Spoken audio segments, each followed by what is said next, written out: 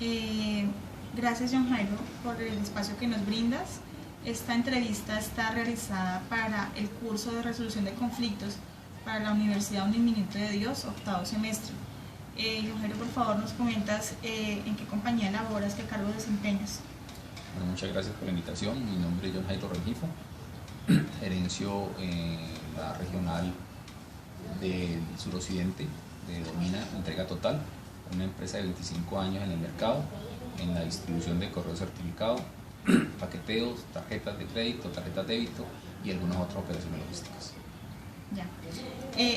Vamos a hablar de un conflicto que se presenta dentro de la compañía que tú gerencias y quiero que nos comentes del conflicto que vamos a tratar, las personas involucradas, ¿quiénes son? El ejemplo que vamos a tomar es un caso que se presentó entre un jefe inmediato, líder de área, coordinador, y una colaboradora. Ya entiendo. Cuéntanos un poco del proceso de este tipo de conflictos en Domina y en sí en las compañías en general. Mira, pues en las empresas y en las organizaciones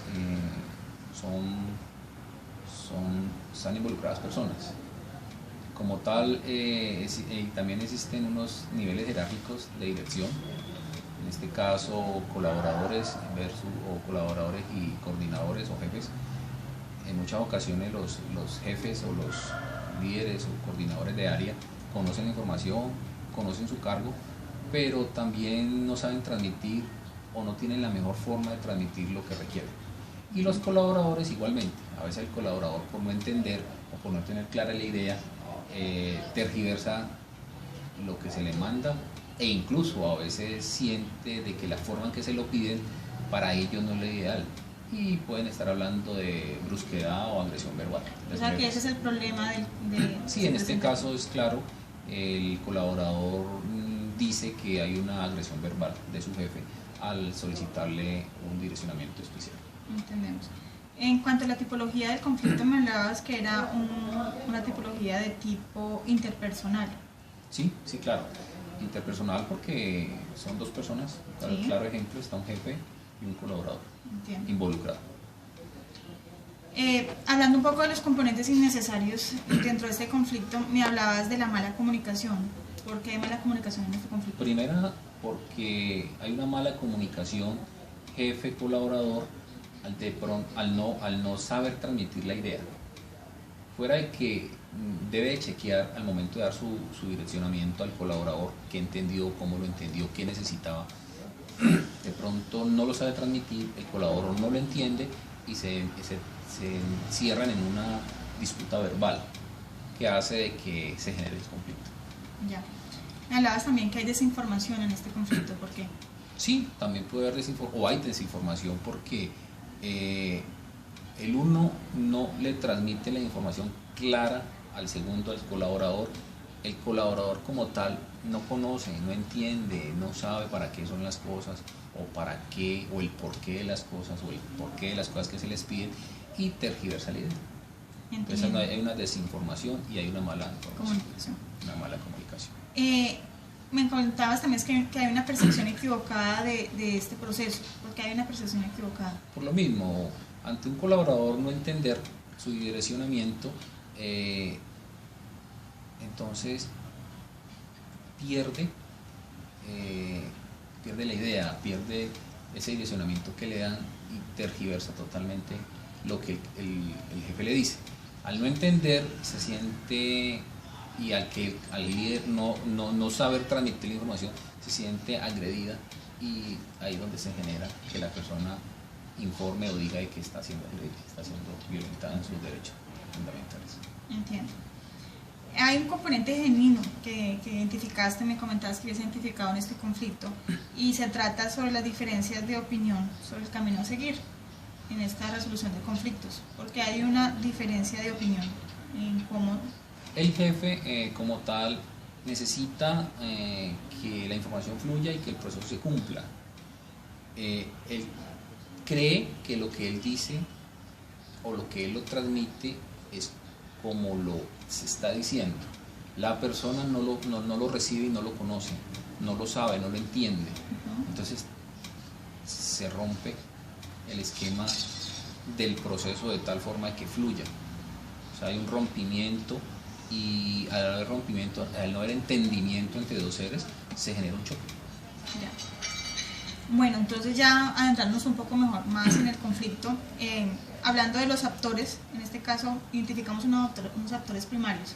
Aquí Sí. ¿Serían quiénes? En este caso son el colaborador y su jefe inmediato. Esos serían los Primarios. los primarios. Hay unos secundarios también.